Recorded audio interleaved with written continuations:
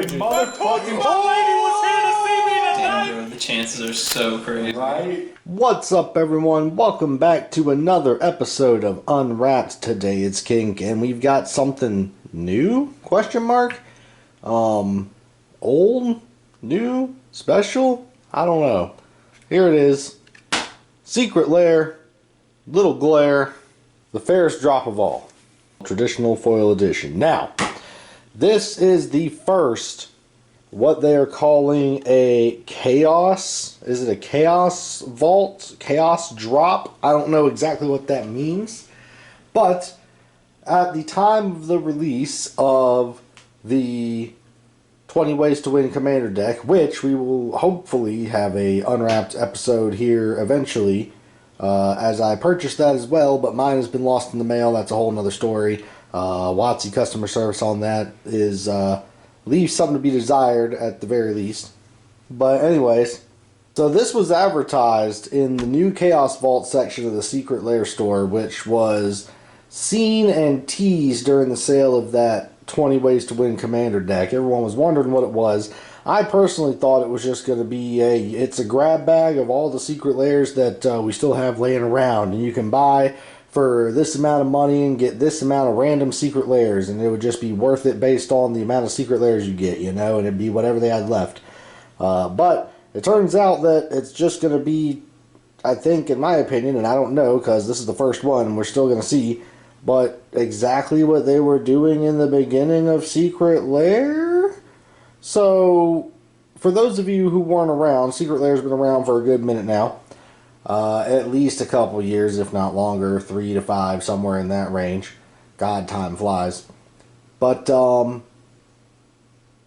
the beginning, Secret Lair was only available for 24 to 48 hours or something like that. Like, there would be one drop, and it would be available for 24 or 48 hours, and basically what it was a pre-order system. You would purchase it, and it would, you were purchasing it, and they would go to the factory and make however many got purchased, and you would receive it, you know, 3 to 6 months later.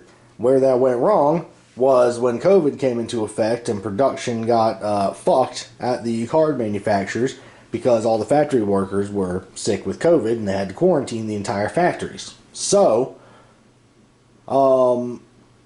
they switched off of that model and did a bunch of different things. We had super drops. They were available for sale all month, and they were print to demand, and then they've tried to correct that mistake because nobody likes to spend a lot of money on a pack of cards that's not worth anything, that's advertised to be secret and limited, and it's not really limited if everybody can buy it for a month and they just make that many, right? But then when they started going back to more limited releases, there was the problem of having AI robots that scalpers, quote unquote, would just buy and place a shitload of orders and buy them all, which I understand as well, but, you know, they want to make enough for everybody to get some without having a quote unquote scalper buy them all and then have to resell them. So, you know, it's one of those things. Where's the happy medium? So, in response to all that drama that's been happening in the last 6 months of 2024 here, starting really with the Monty Python Secret Lair, which is when they changed their printing structure of it, to where at least the things can be valuable again, but now everybody, you know, nobody could get them. I myself even missed out on the Marvel Secret Lair because I forgot that it was going on sale. But you know what? That's fine. I missed out. It is what it is. I'm not upset.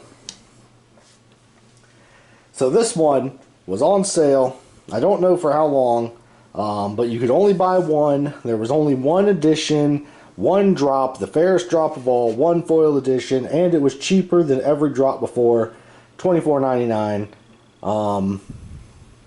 Yeah, it's interesting that this is their response.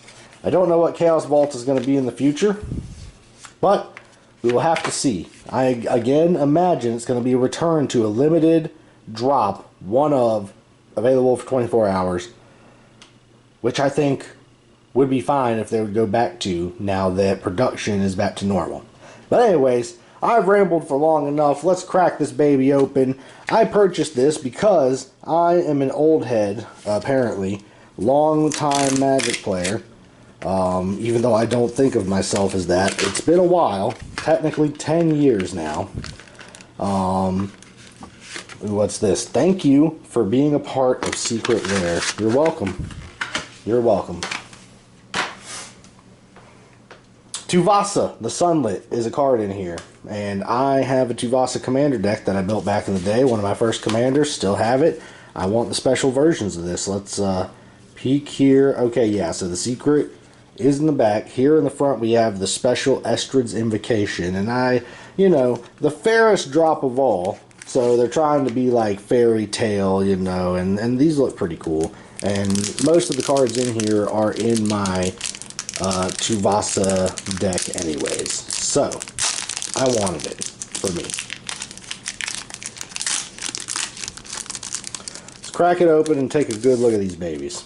Fresh, minty, special edition, Secret Lair foil, Estrid's Invocation. It looks like a playing card almost, and if you're going to show this side, you better really know what it does. So as you can see here, it is 2 and a blue to cast Estrid's Invocation, the enchantment. And then I believe the back side is going to have the actual text on the card. So I like that too, because it's like a storybook, you see. And you still have the 2 in the blue. You may have an invocation enter the battlefield as a copy of an enchantment you control, except it has at the beginning of your upkeep. You may exile this enchantment. If you do, return to the battlefield under its owner's control. And then there's like special flavor text, purely enchanting. The magic will linger long after you've reached the end. Talion, the kindly lord. Alright, so that's the first card. Behind that, a beautiful looking Steely Resolve, great classic enchantment. I mean, just look at it, and honestly, it looks holiday, which is kind of, it's Christmas time. Looks like holly leaf. I believe, yes. So up here in the corner, you can see it's mana cost. It's one of the nuts or the berries. It's 3 and 1 for Steely Resolve, the enchantment, and then we're going to flip it over, and we're going to see the actual text of the card here. Alright, so again, they have the mana cost up there. As Steely Resolve enters the battlefield, choose a creature type. Creatures of the chosen type have Shroud. An inspiring story filled with heroic creatures joining forces to combat a common enemy. What's not to like?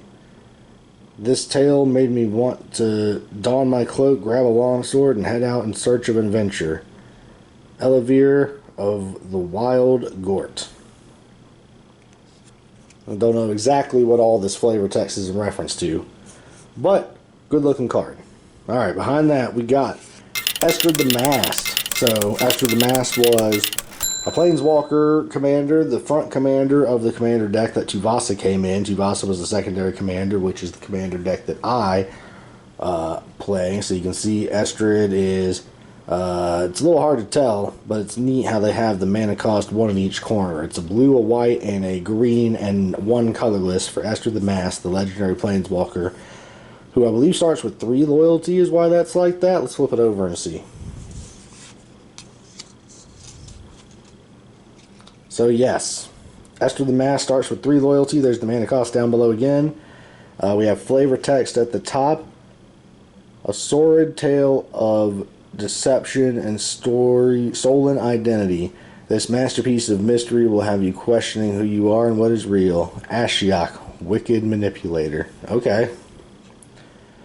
Estrid the Masked, legendary Planeswalker, and then all the abilities down there. The +2, the -1, and the -7 can be your commander. As all the Planeswalkers, the 2018 commander decks, I think this was 2017 maybe, no 2018. All of them, the front commanders were Planeswalkers, and the Planeswalkers could be your commander. But I decided to go with Tuvasa the Sunlit, the secondary commander for my actual commander deck I purchased. And Beautiful looking foil. As you can see, legendary creature, Merfolk Shaman, mana cost at the bottom, one of each of the Bant colors for a 1/1 with abilities. They're on the back. And the ability is, I'm not going to look at the secret. I'm turning my head and I'm flipping the card over so I don't see what the secret is. We can be surprised together on camera. It's because the secret is behind this. So Tuvasa the Sunlit gets +1/+1 for each enchantment you control. Whenever you cast your first enchantment spell each turn, draw a card. Then we got some nice flavor text here. Beautifully wrought and achingly compelling.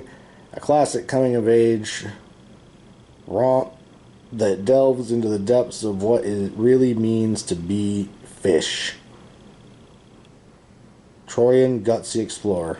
So just really good foiling, really beautiful artwork there.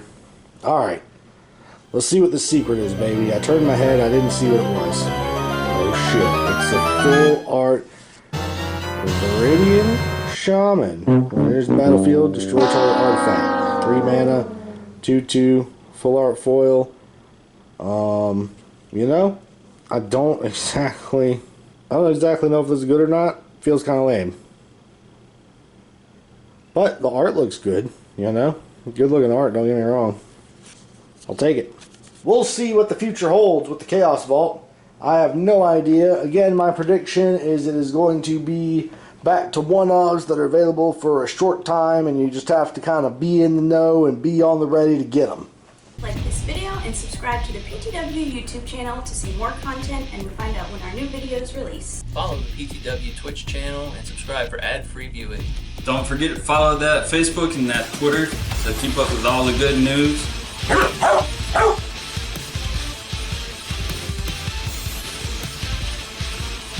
But don't forget to check out the new merch store.